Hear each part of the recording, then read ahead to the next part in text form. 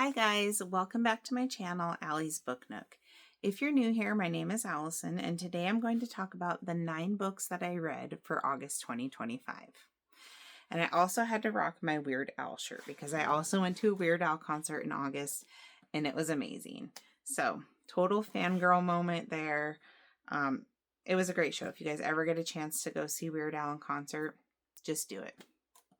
Just do it. Okay. So yeah, 9 books, all formats, audio, paper, ebook. I feel like I had a pretty good month.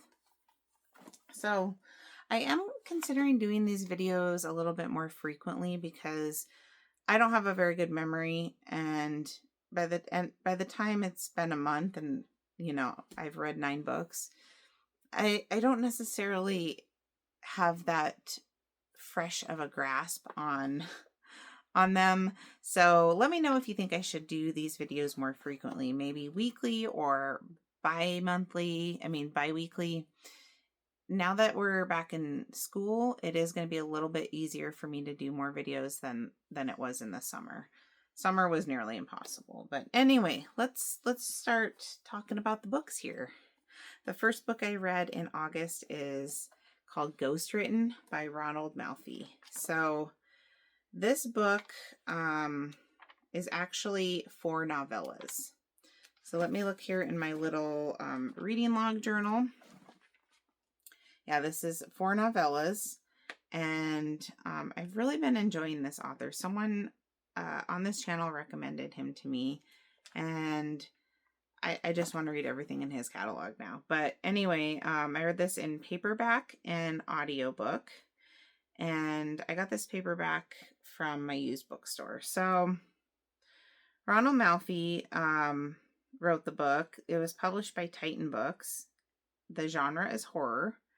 It was published in 2022. 458 pages. I did also listen to this on Audible. I got the 3-month trial for Audible, which sometimes I do that and then I'll cancel it afterwards and then do it again when they're offering like the 3 months for 99 cents a month. Anywho, listen to it on their I think this was in the Audible Plus or whatever they call it, where it doesn't count toward you don't have to use a credit to get it. They had a bunch of his books in there, and I should have purchased Night Parade because now it's not there. But anyway, this was on Audible, and it was 8 hours and 31 minutes. So yeah, this was $8 used at my local used bookstore and then free with Audible. So I started this book. I actually started this the end of July 27th, and I finished it on August 1st. So just barely into August. So it says, from the best-selling author of Come With Me, 4 standalone horror novels in a shared universe. So I guess the shared universe is kind of the theme of books, which is really cool. There's like a sentence or two about each story, so I will share those with you. The first one is called The Skin of Her Teeth. A cursed novel drives people to their deaths in the skin of her teeth. The second one, a delivery job turns deadly in The Dark Brothers' Last Ride. The third one, this book belongs to Olo, sees a child wielding dangerous control over an unusual pop-up book. And then the last one, a choose-your-own-adventure game spirals into an uncanny reality in the story. So yeah, this was really good. I haven't read novellas in a long time. I usually don't really like them, but this was great. And I liked the theme of books in these. So my favorite one was probably the second one called The Dark Brothers' Last Ride, but I also really liked the fourth one called The Story. But none of them were bad. They were all good. So let's see what I wrote here in my little log. There were some Easter eggs within these novellas referring to some of his other books. And so I dog-eared a couple, I think. One page here he says, there's a character talking, and he says, "There's a novel called Floating Staircase, written by a fellow named Travis Glasgow. Are you familiar with it?" So, Floating Staircase is a Ronald Malfi book, and the main character in it is named Travis Glasgow. I haven't read it, but I thought that was kind of fun. And then there's another Easter egg in here, and it says, I say the first thing that comes to mind. There's a series of best-selling novels about a detective named Benacourt. "Honey, I've heard all about it," she says, not unpleasantly. "Someday I'm going to sit down and read one." So that's actually Easter egg for a different novella in this book, where they talk about a detective series with a detective named Benacourt earlier in this. I think that was in This Book Belongs to Olo. So that was kind of fun. And there might have been some other ones I didn't catch just because I haven't read all of his books yet. And he was talking about, was it in the back of this? I think in the back of this book, in his acknowledgments, he was talking about how his editor wanted him to write like a novella, or no, he wrote a novella. It might have been during COVID, I'm not sure. And then his editor was like, "This is good. Let's turn this into like a whole book with a bunch of short stories." And so that's how this came about. I lost my place in here.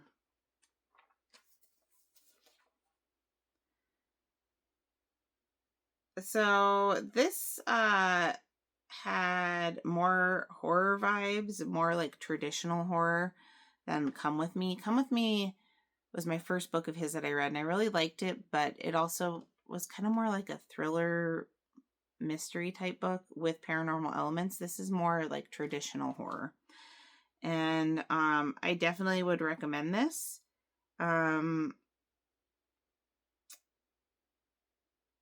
I've now read 3 of his books, but this was the second book I've read of his at the time. And my ratings for this. So overall, I gave it a 4.75. For characters, 4.5. Plot story, 4.75. Readability, 5. And overall rating, 4.75. I was pleasantly surprised. Actually didn't even realize when I got this that it was 4 novellas, and that might have dissuaded me a little bit, but I'm glad that I didn't realize that, because this is so good. And this time of year, as we get into spooky season, Halloween, this would be a great time of year to read this. So again, every story in here was good, but there were 2 in particular that I really, really enjoyed. So yeah, that was a good one. The next book I read was, this was a 5-star read for me. This is Wrong Place, Wrong Time by Gillian McAllister.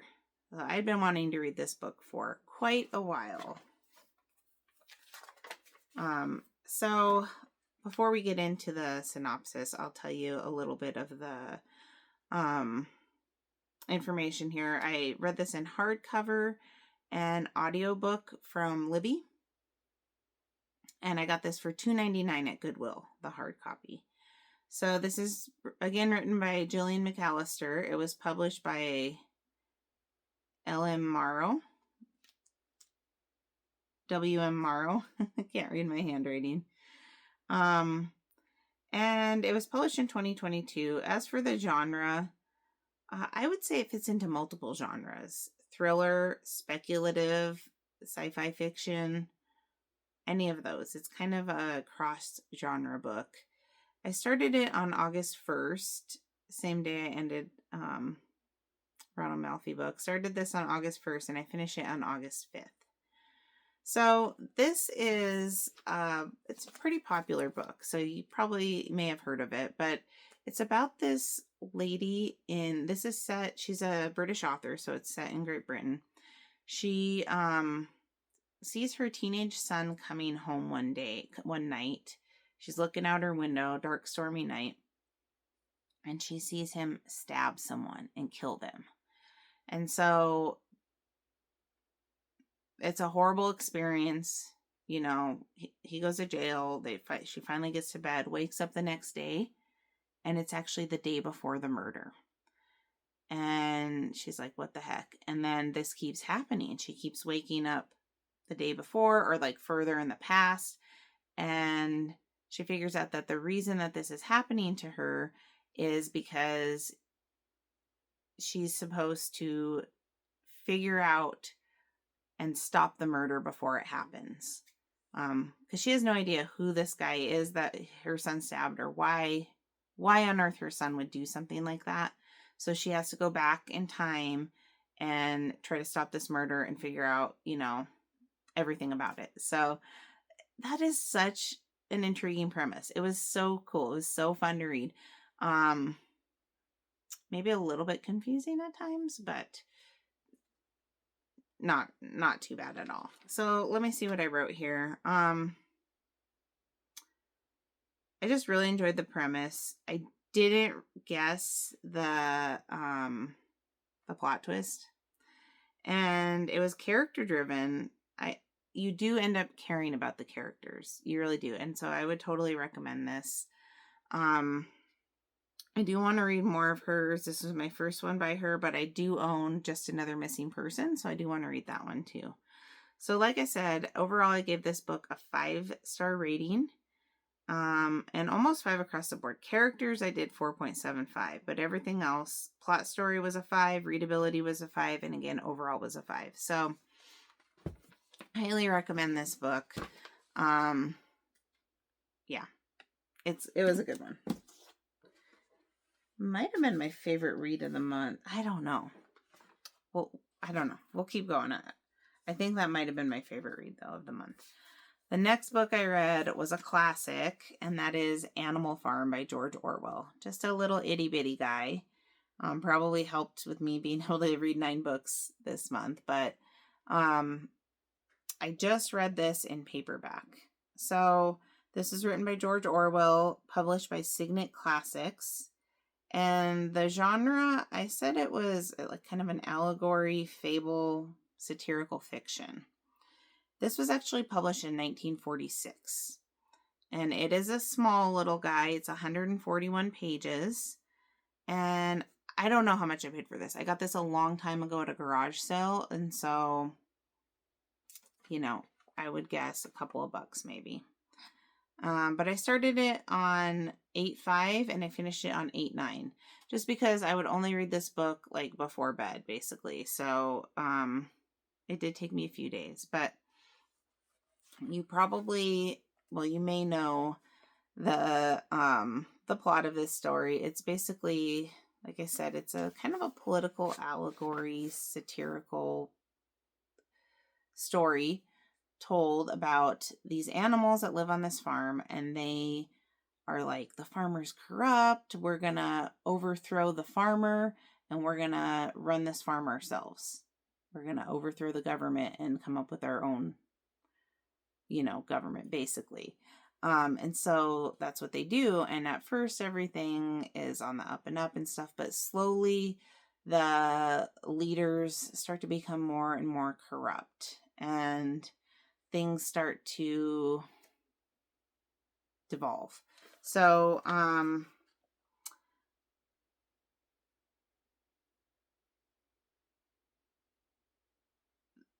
I think I'm pretty sure I wrote this down from, I read this somewhere.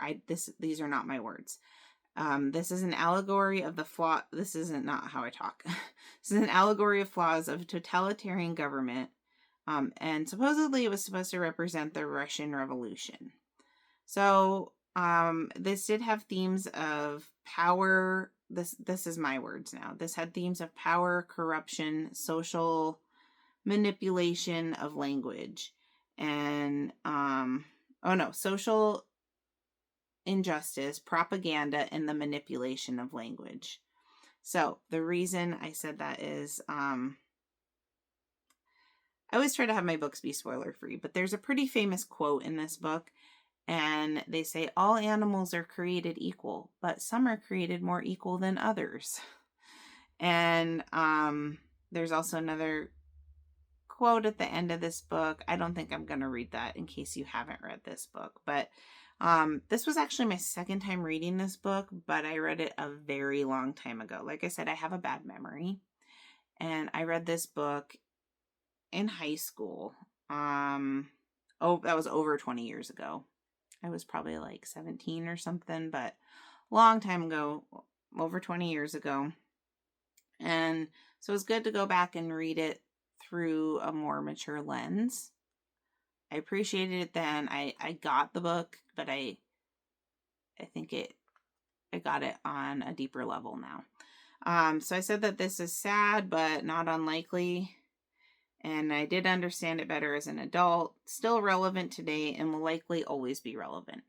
No matter what political climate we are in or other countries are in. People are corrupt and sinful by nature. And so that's kind of the theme in this book. Everyone can go into things with the best intentions, but eventually someone is going to fall for the things of this world. So anyway, I give this book a 4.5. So for characters, 4.25. The plot story, 4.75. The readability, 4.5. And the overall rating, 4.5. So yeah, I would recommend this book. I think it does make you think, and it's done in a way that, through basically an adult fairy tale kind of lens. And so that does make it much more easier to digest than like reading a political science book or something like that. So yeah, that was a good one. You've probably read that like in high school or something too. Okay, the next book I read, this was probably my second worst book of the month. And that is How to Sell a Haunted House by Grady Hendrix. And you guys, I wanted to love this book. I really did. But I didn't love it. So hardcover and audiobook for me.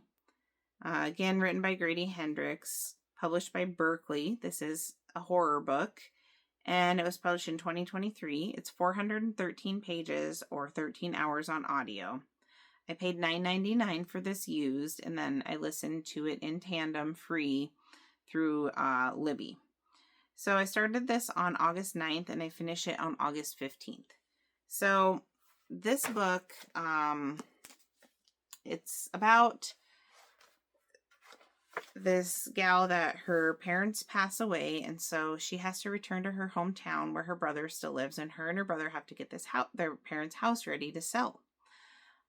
So they start trying to go in there and do stuff, and turns out there are some paranormal elements in here. I don't know. I thought it was kind of silly. People say, I read online that people say Grady Hendrix is Goosebumps for adults. And I would 100% agree with that. This is like an adult Goosebumps book. If you guys remember Goosebumps, I loved Goosebumps. I had like all the Goosebumps books. In fact, I still have them. But that was, I was obsessed with Goosebumps as a kid. And this is basically a Goosebumps book, which is fine. It was kind of fun, but it was also kind of cheesy. And I didn't think it was scary at all. I wanted something a little bit scarier, I guess. And this didn't scare me at all. Now, I have read where a lot of people say it did scare them. So it just depends, I guess, what your triggers are for getting scared. So here's what I wrote about it. I said the title was a little bit deceiving. The story is the house itself is not haunted. There may be certain things that are maybe possessed or whatever, but the house itself is not haunted. So I thought the title was catchy, but deceiving. And also the picture on the cover, that's not how they describe the house looking in the book. Like I said, very, very reminiscent of R.L. Stine Goosebump books. I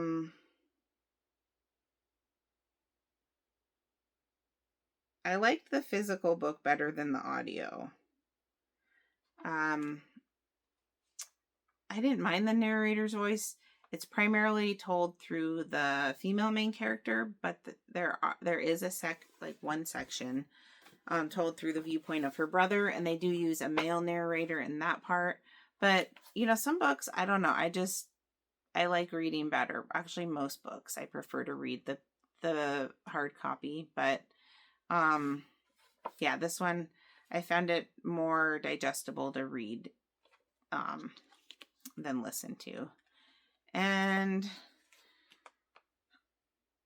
it could have been shorter. Definitely could have been shorter. It was kind of drawn out. I guess that's one thing that, yeah, I didn't really love about it. It definitely could have been shorter. There's no need for this to be 400 pages. It could have been easily 250. And it was kind of fun and campy overall, but it just wasn't scary. So I gave this book a 3.0 overall. Character, and now looking back, I probably would give it a 2.75 or even a 2.5 overall. Characters were 3, plot was a 3, readability 2.75, overall 3. I think the only reason I rated it that high because it did give me a little bit of Goosebumps nostalgia. But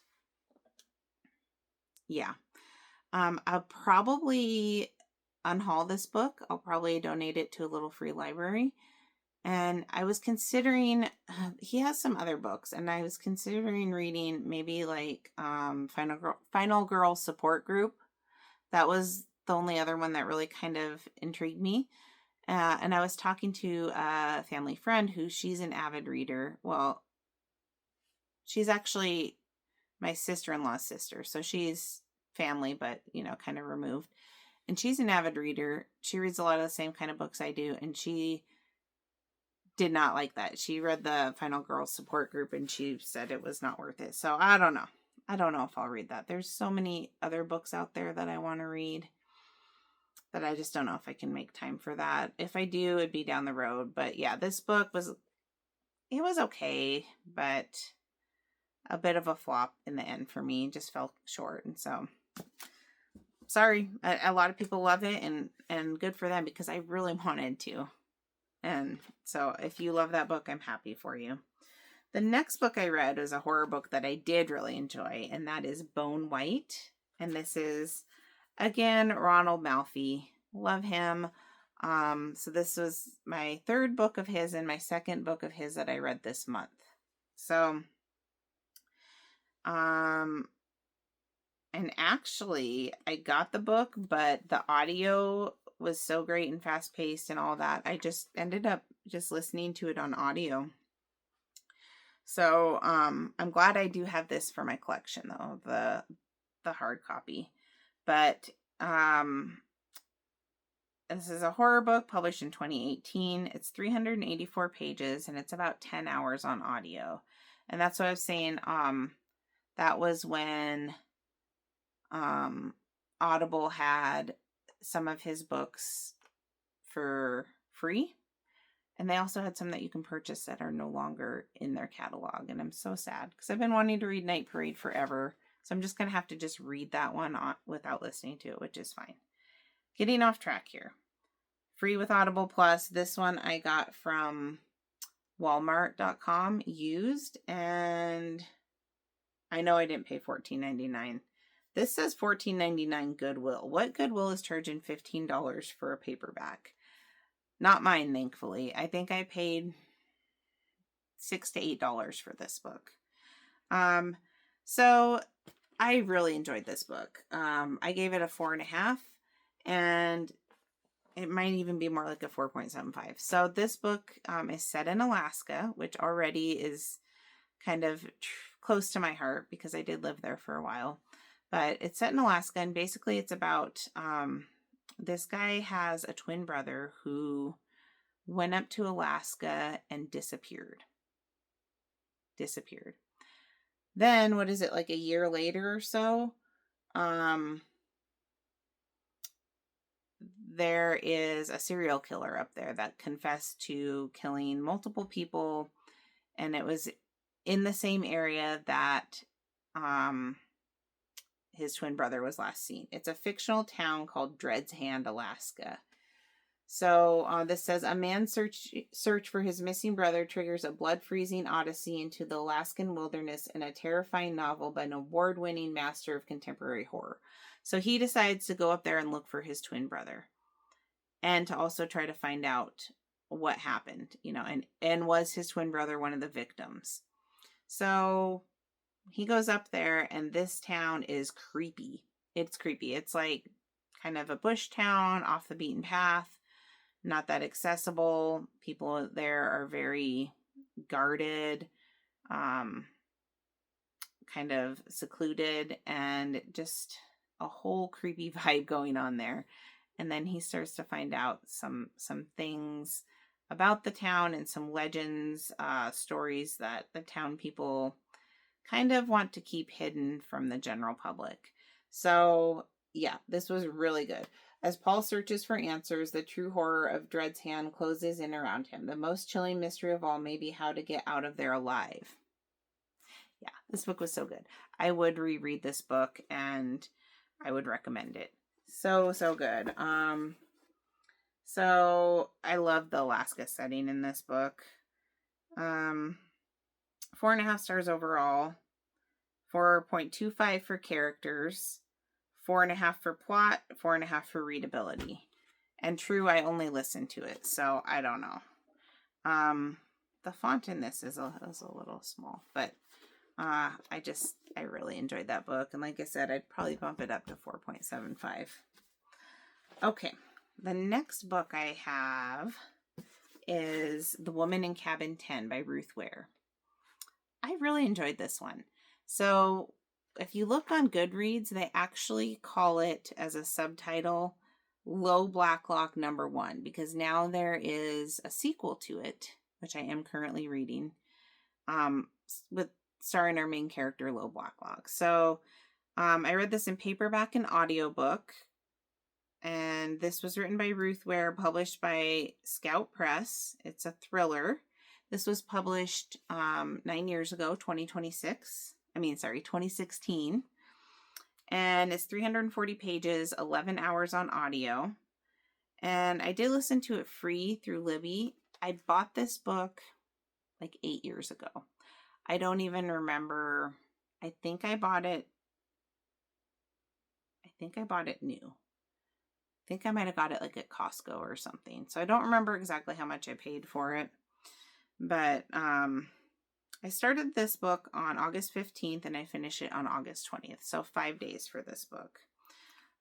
So this story, I gave it a 4.5 overall. So the plot of this story is there is this gal that she has this opportunity to go on this luxury yacht trip. Basically, it's not really a cruise, it's a small boat that they're gonna be like luxury travel, but for their maiden voyage they invite like travel journalists, travel vloggers, that kind of stuff, people to basically go on the maiden voyage and write about it. So she is a travel journalist and she gets invited, and this is a very high-end, fancy schmancy yacht, and it's touring like, I think by Norway, up by Scandinavia, Northern Lights. They're going to try to see the Northern Lights, all that. Anyway, one night, she hears something very suspicious sounding in the room next to her. She hears like what sounds like a woman screaming and possibly the sound of someone going overboard. And so she goes to report it, and they say, "What are you talking about? There is no one in cabin 10. Cabin 10 is vacant." And she's not going to just sit silent. She knows what she experienced, but they're like, this woman doesn't exist. Everyone she talks to, security, the captain, other patrons on the boat, they're telling her this woman doesn't exist. So you're trying to figure out, and she was drinking a little bit. She was a little saucy at the time. So you're trying to figure out, did this really happen? Is she an unreliable narrator?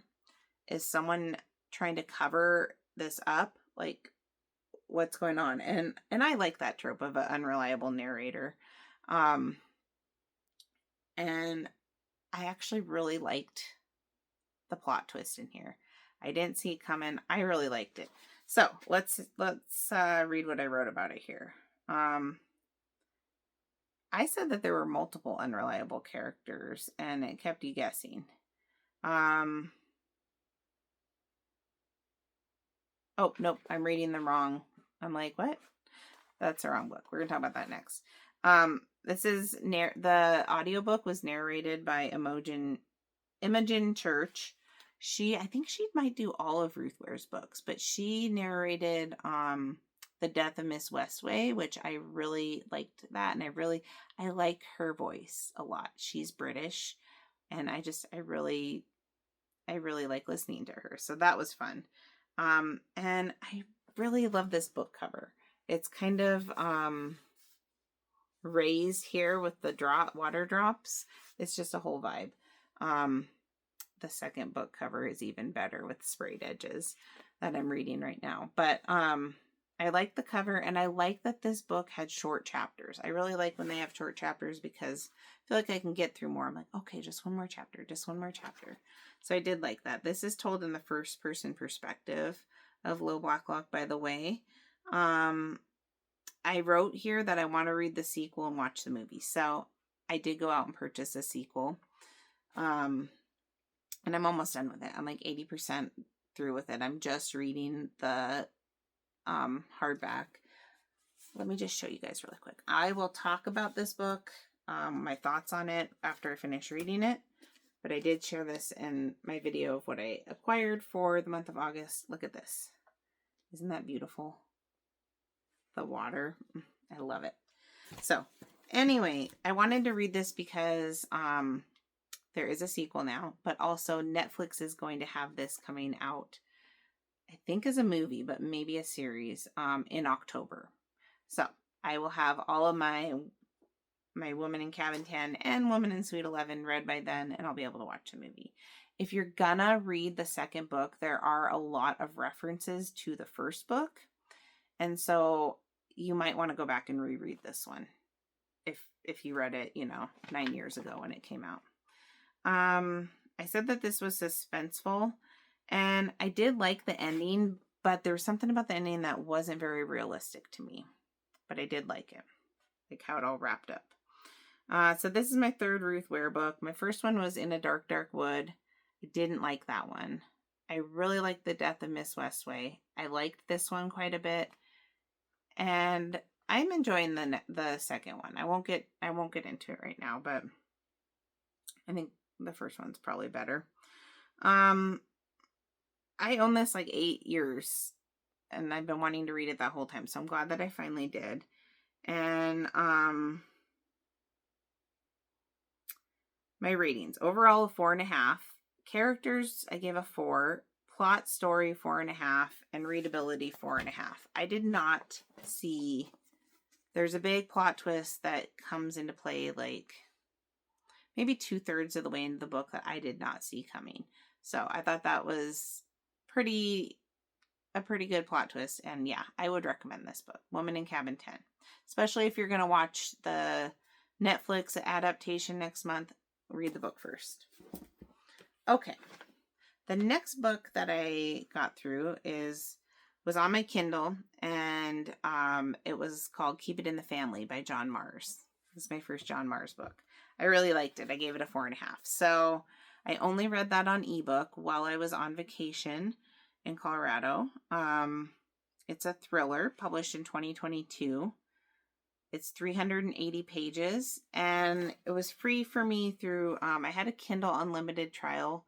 So I loaded up this was like a year ago. I loaded up my Kindle with however many books I could put on here, like 20 or something. And then I put it in airplane mode.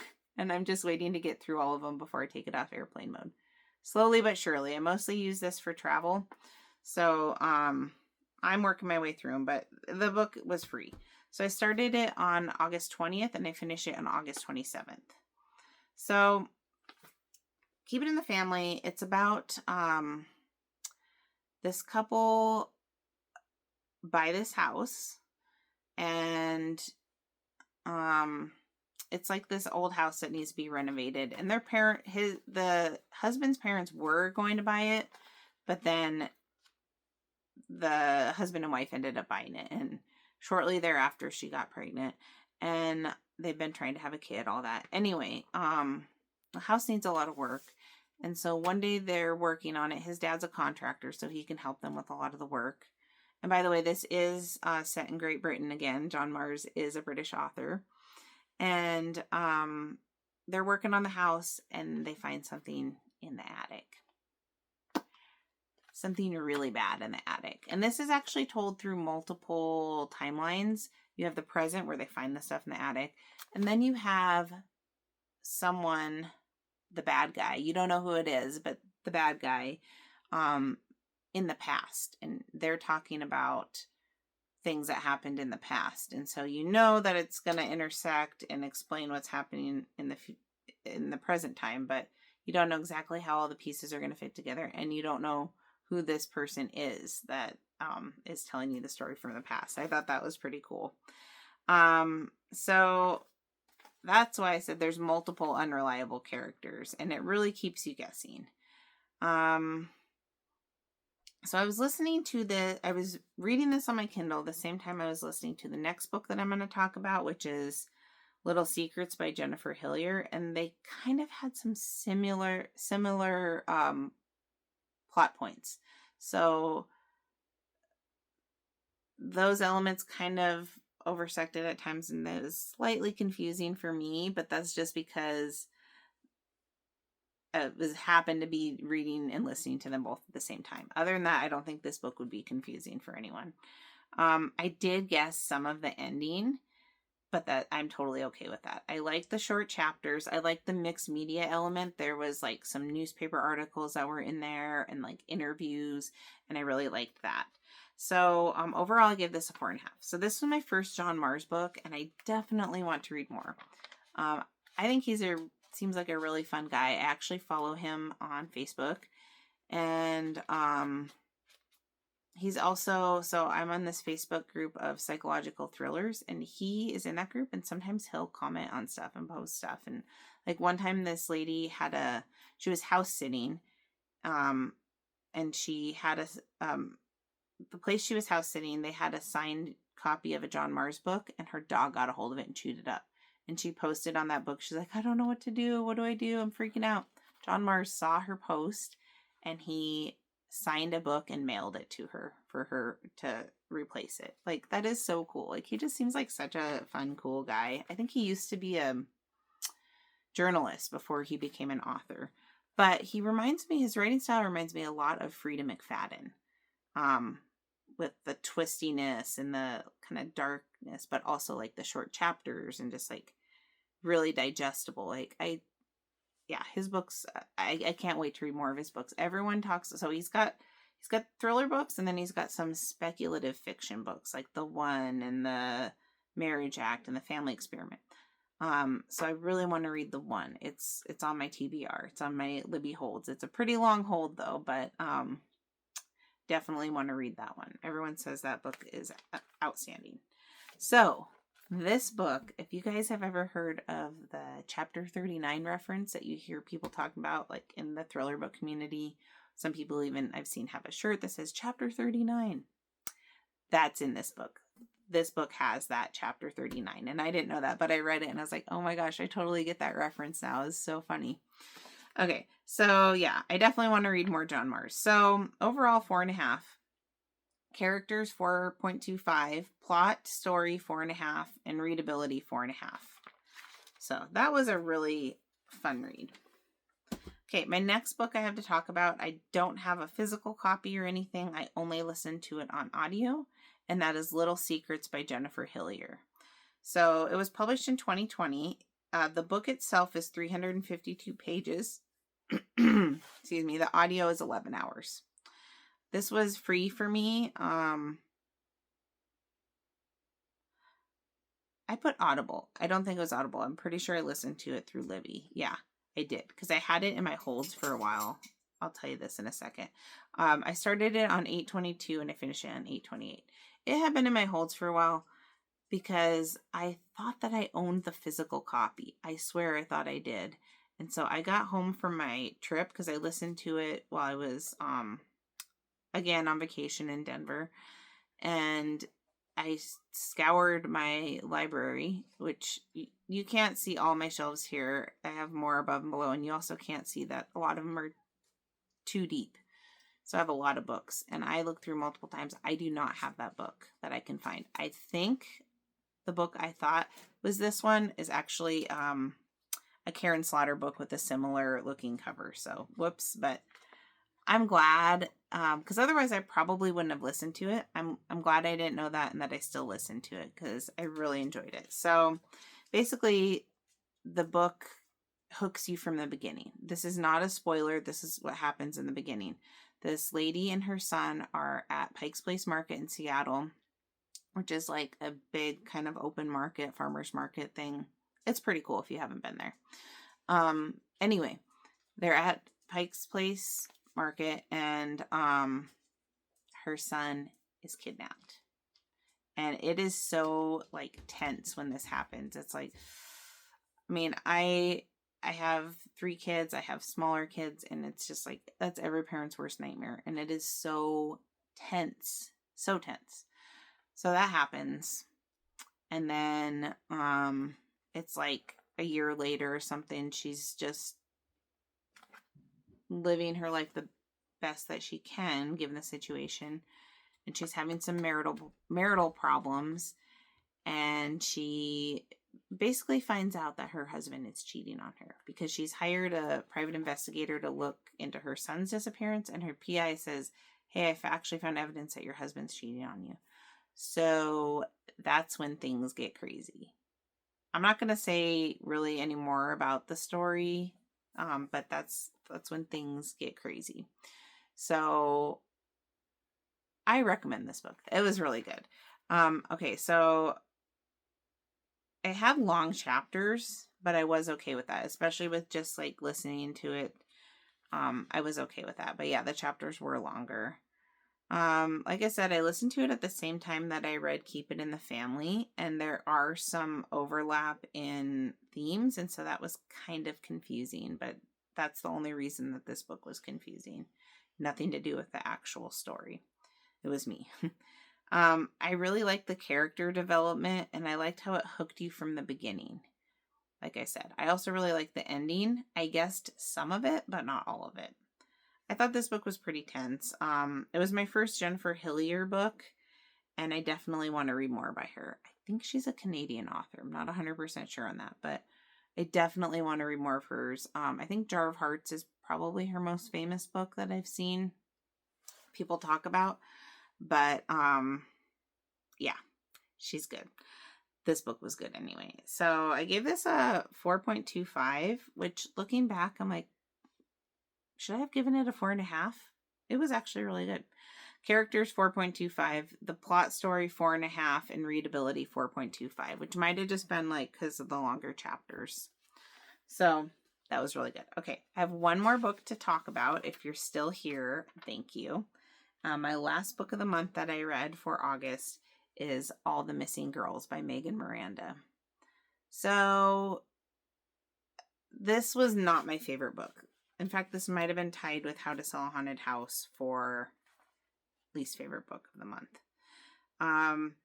So this was, I read the paperback, and I did read a decent amount of the physical copy, and I also listened to the audiobook. It's published by Simon and Schuster Paperbacks. It's a thriller from 2016, another one from 2016. 368 pages, 10 hours on audio.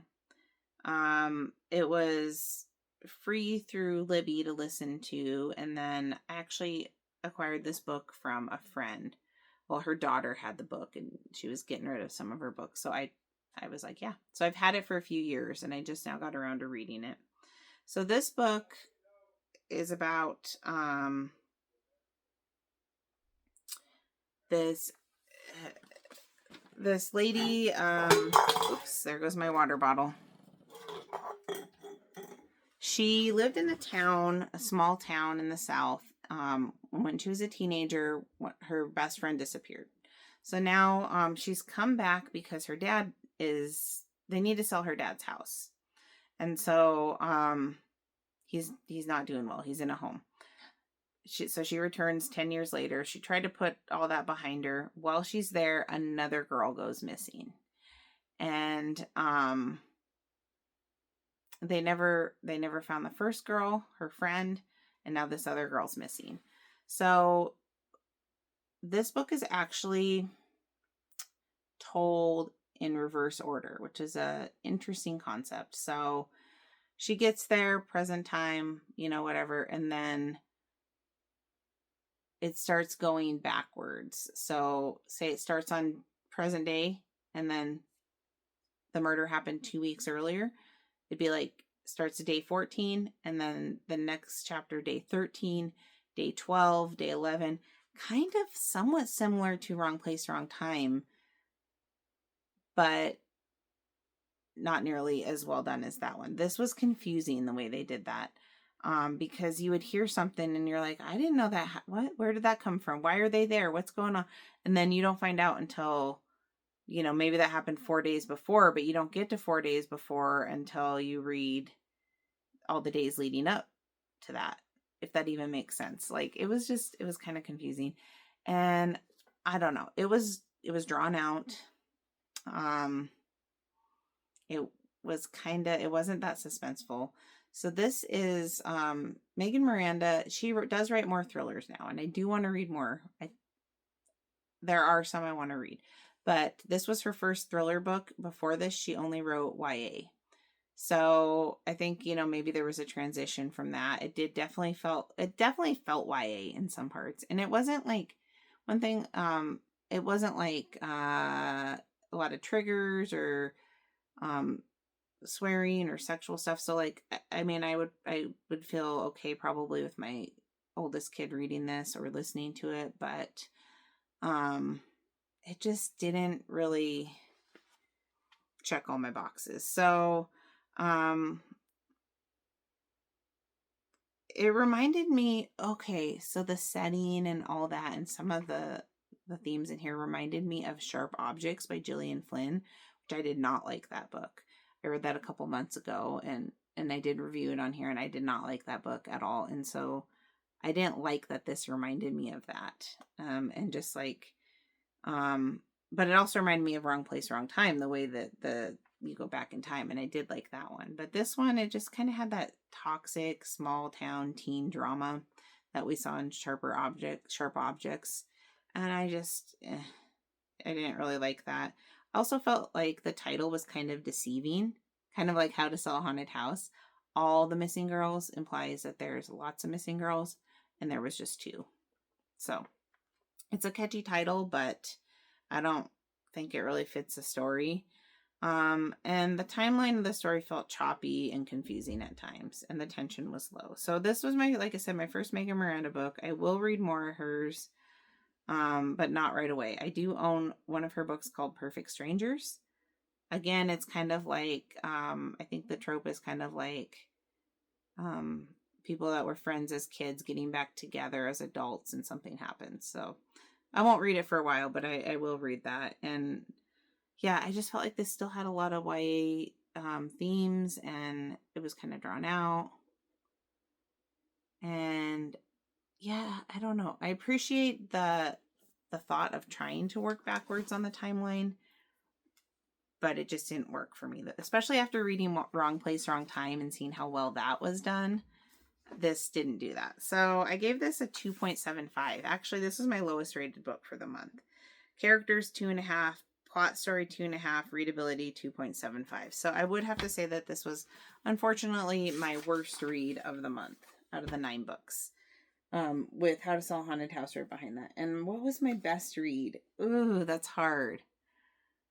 Well, my only 5-star rating was Wrong Place, Wrong Time, but I also really liked Ghost Written and Bone White. I don't know. I had some good reads and then I had some not so good reads. So anyway, that is all the books that I got through for August 2025. Let me know if you've read any of these, if you want to read any of them, what your thoughts are on them. If you have any other recommendations, you kind of know what kind of books I like from watching this. I like all genres, but I've been really into thrillers lately. And I'm at 52 books for this year, so I think I am going to hit my goal of 60 books. I'm on track to hit that in November and just keep going. But anyway, I'm babbling here.